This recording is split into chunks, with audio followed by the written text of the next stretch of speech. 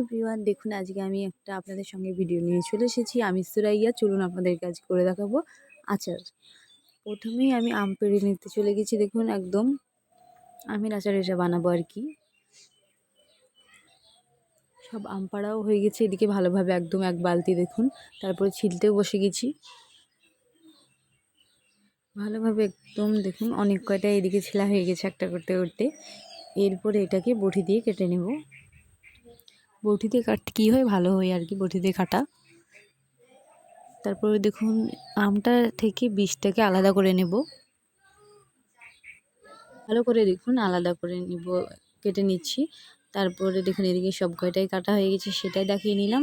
এরপরে এটাকে কেটে নেব, এরপরে এটাকে বীজগুনা বার করে নেব। তারপরে কি করব, ধুয়ে নেব একদম ভালোভাবে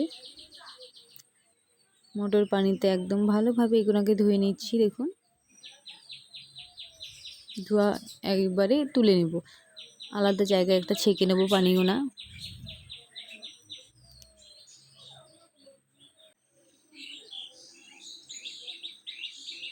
একদম ধোয়া হয়ে গেছে। তারপরে দেখুন আমি এদিকে অনেকক্ষণ আগেই পানি বসিয়ে দিয়েছি, পানিতে কিচ্ছু দিইনি। পানিটা ভালোভাবে ফুটে যাওয়ার পরেই কিন্তু আমটাকে দিতে হবে। পানিগুলো খুব ভালোভাবেই ফুটে গেছে। দেখুন আমটা কত সুন্দরভাবে হয়ে যাচ্ছে, খুব সুন্দরভাবে আমটা হয়ে গেছে। এরপরে ঢেলে নেব আমটাকে আর কি। এরকম হয়ে গেলে তুলে নিতে হবে। বেশি যদি রাখা হয় না, তাহলে কি হয়, নরম হয়ে যাবে, একদম গলে যাবে আমটা।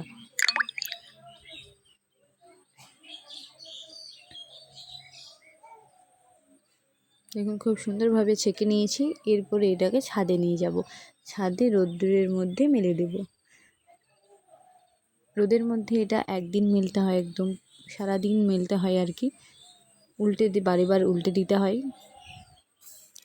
দেখুন একদম ভালোভাবে মেলে নেব এবং একটা একটা করে।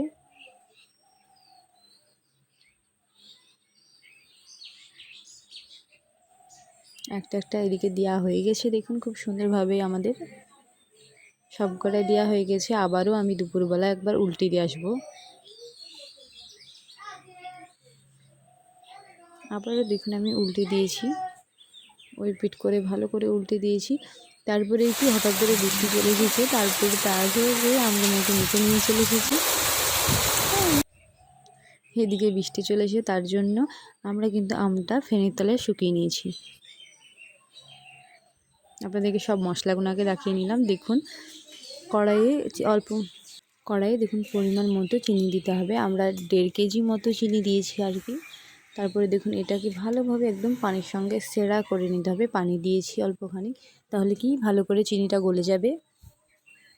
দেখুন খুব সুন্দরভাবে চিনিটা গলে গেছে একদম।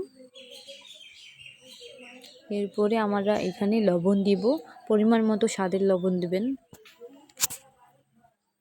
এই আচারটা হবে মিষ্টি মিষ্টি, ঝাল ঝাল, নুন নুন। তারপরে দেখুন মরিচের গুঁড়া দিব, পরিমাণ মতো দিয়ে দিলাম। তারপরে হলুদের গুঁড়া দিব। দেখুন মরিচের গুঁড়া দেওয়ার পরে কি লাল হয়ে গেছে একদম সারাটা। একটা মশলা বানিয়েছি মেথি, মহুরি আর কালো জিরে, তারপর গুঁড়ো করা দিয়ে দিলাম এটা। তারপরে দেব সর্ষে গুঁড়ো করা। দেখুন সর্ষে গুঁড়ো করাটাও দিয়ে দিলাম।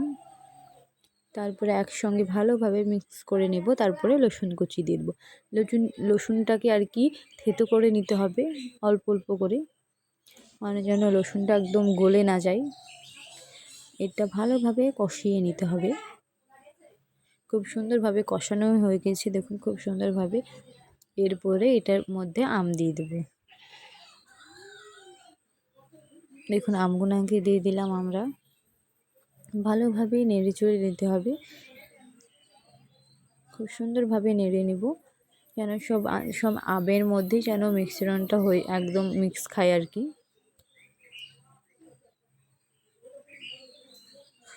দেখুন খুব সুন্দরভাবে একদম হয়ে গেছে। এরকমভাবে কিছুক্ষণ কষাবো।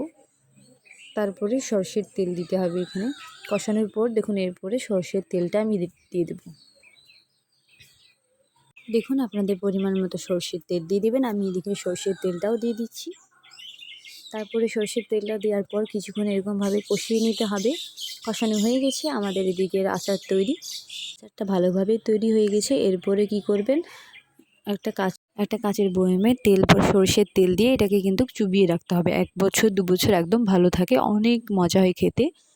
এরপরে আমরা কৌটোতে ভরে নিলেই হয়ে যাবে আমাদের আচার। ভিডিওটা আর বড় করছি না, সবাই ভালো থাকবেন, সুস্থ থাকবেন। আমার চ্যানেলে যদি নতুন হয়ে থাকেন অবশ্যই সাবস্ক্রাইব করবেন, লাইক করবেন। সবাই ভালো থাকবেন। আল্লাহ হাফিজ।